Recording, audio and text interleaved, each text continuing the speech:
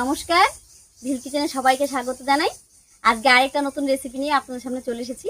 আর আজকে লাউর ডগা আর মুগ ডাল দিয়ে দারুণ একটা নিরামিষ রেসিপি আপনাদের সঙ্গে শেয়ার করব। এর আগের দিন আমি লাউ ডগা দিয়ে একটা ঝোল শাকের রেসিপি আপনাদের সঙ্গে শেয়ার করেছিলাম। আপনারা সবাই খুব পছন্দ করেছেন এবং অনেক অনেক শেয়ার করেছেন। আশা করছি আজকের রেসিপিও আপনাদের ভীষণ ভালো লাগবে। আপনারা প্রথম থেকে শেষ পর্যন্ত সঙ্গে থাকুন। তো আমরা কলা বাগানে চলে এসেছি আর এখান থেকে লাউ ডগা কাটবো। এই দেখুন লাউর ডগাগুলো কত সুন্দর, একেবারে লম্বা লম্বা, বেশি লাগবে না, দুটো তিনটে তুলে নিলেই হয়ে যাবে।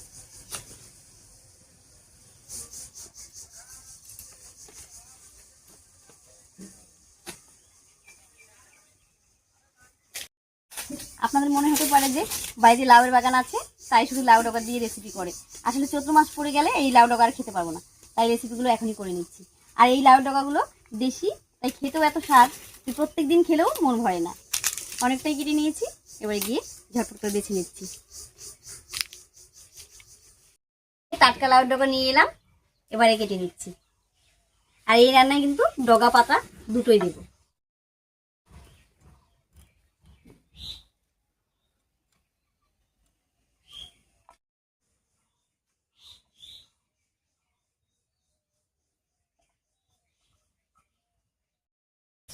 আজকে মুগ ডাল দিয়ে লাউ ডগা দিয়ে রেসিপিটা করবো একেবারে কম তেল মশলায়।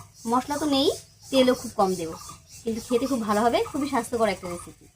আপনার সঙ্গে থাকুন, আপনাদের ভালোই লাগবে।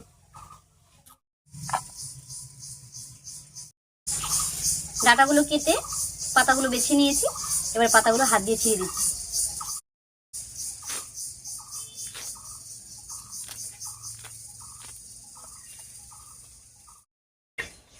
শাকটা বেছে নিয়েছি, এবার পরিষ্কার করে ধুয়ে নেবো জল পাল্টে পাল্টে। এখন ধুলোর দিন, অনেক ধুলোবালি পড়ে থাকে, তো ভালো করে ধুয়ে নিতে হবে।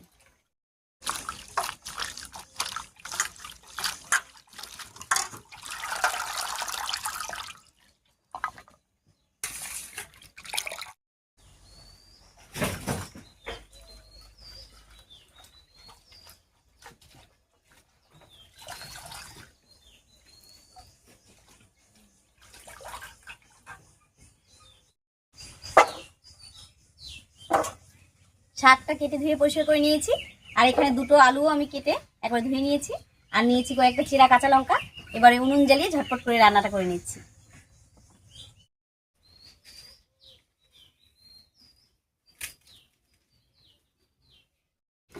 উনুন জ্বালিয়ে কড়াই বসিয়ে দিয়েছি, এবার কড়াইয়ে সামান্য একটুখানি সর্ষের তেল দেব।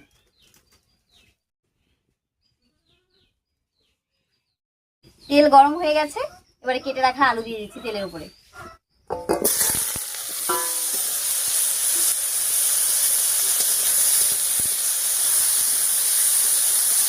তেলের উপরে আলুটা দিয়ে একটু নাড়িয়ে নিয়েছি, এবার স্বাদ মতো লবণ দেবো আর সামান্য একটুখানি হলুদ দেবো। দিয়ে দিচ্ছি স্বাদ মতো লবণ আর সামান্য একটুখানি হলুদ।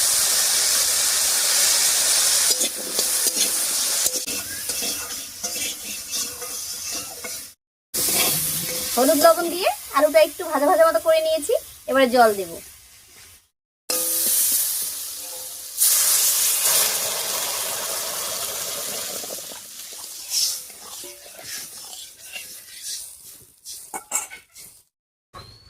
এবারে ঢাকা দিয়ে আলুটা সেদ্ধ করে নেব। আর আলুটা সেদ্ধ হতে হতে আমি এক বাটি মুগ ডাল ভিজিয়ে রেখেছি, মুগ ডালটা বেটে নিচ্ছি।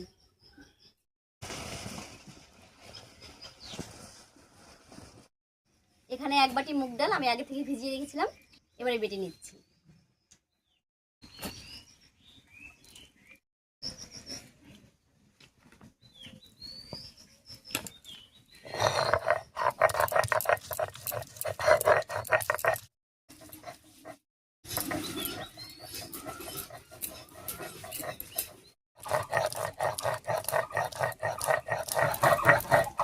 ডালটা একেবারে মসৃণ করে বেটে নিয়েছি, এবারে নামিয়ে নিচ্ছি।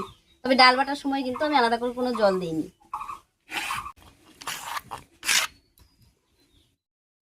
ডাল বাটতে বাটতে আলুটা বেশ কিছুক্ষণ ঢাকা দিয়ে রান্না হয়ে গেছে, এবার ঢাকাটা তুলে নিচ্ছি।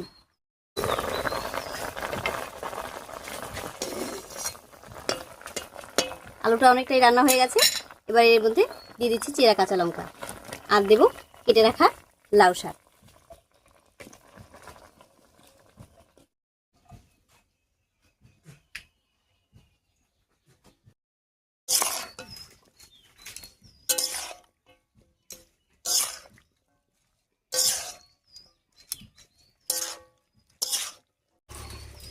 লাউ শাকটা দিয়ে আলুর সঙ্গে খুব ভালো করে মিশিয়ে নিয়েছি। এবারে ঢাকা দিয়ে 2 মিনিট রান্না করে নেব।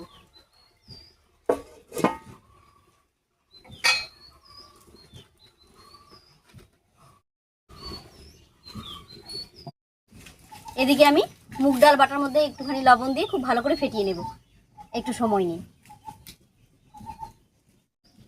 লবণ দিয়ে একটু সময় নিয়ে এরকম ফেটিয়ে নিলে রান্না দিলে ভেঙেও যাবে না, খেতেও ভালো লাগবে, একেবারে নরম হবে তুলোর মতো। আর যদি শক্ত থাকে, ফেটানো না হয়, তাহলে কিন্তু বড়িগুলো দেওয়ার সময় একটু শক্ত শক্ত লাগবে খেতে।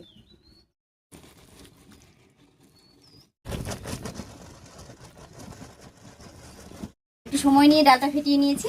এবারে ঢাকা খুলে ছোট্ট ছোট্ট বড়ির মতন করে এই রান্নার মধ্যে দিয়ে দিচ্ছি।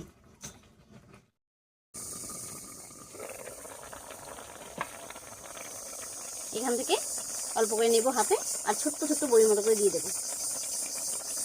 একটা বড়ি দেওয়ার একটু দূরে আরেকটা বড়ি দিতে হবে।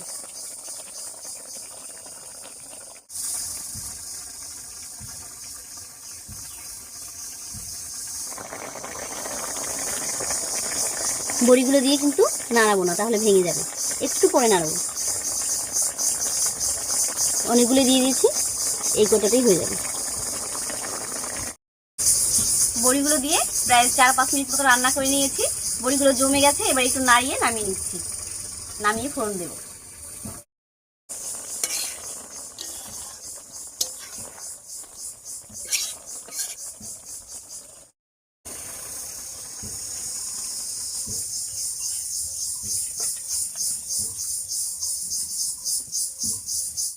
এবারে ফোড়নের জন্য কড়াইয়ে দেবো সামান্য একটুখানি সরষের তেল।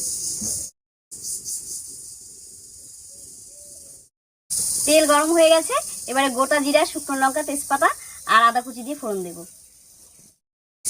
তেলের উপরে প্রথমে দিয়ে দিচ্ছি 2টো শুকনো লঙ্কা, দিয়ে দিচ্ছি 2টো তেজপাতা, এর উপরেই দেবো 1/2 চামচ গোটা জিরা। জিরা, শুকনো লঙ্কা, তেজপাতাটা একটু ভাজা হয়ে গেলে থেতো করা আদাটা দিয়ে দিচ্ছি। সবকিছু ভাজা হয়ে গেছে, এবারে থেতো করা আদাটা দিয়ে দিচ্ছি।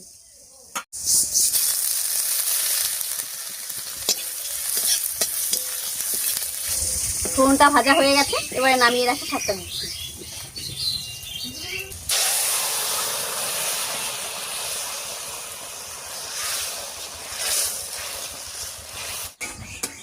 এবারে ঢাকা দিয়ে 2-3 মিনিট রান্না করে নেব।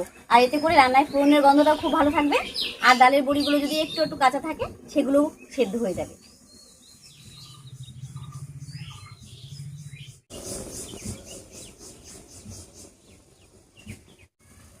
একেবারে মশলা ছাড়া কম তেলে মুগ ডাল দিয়ে লাউ ডগার রেসিপি একদম রেডি হয়ে গেছে। এবারে ঢাকা খুলে নামিয়ে নিচ্ছি।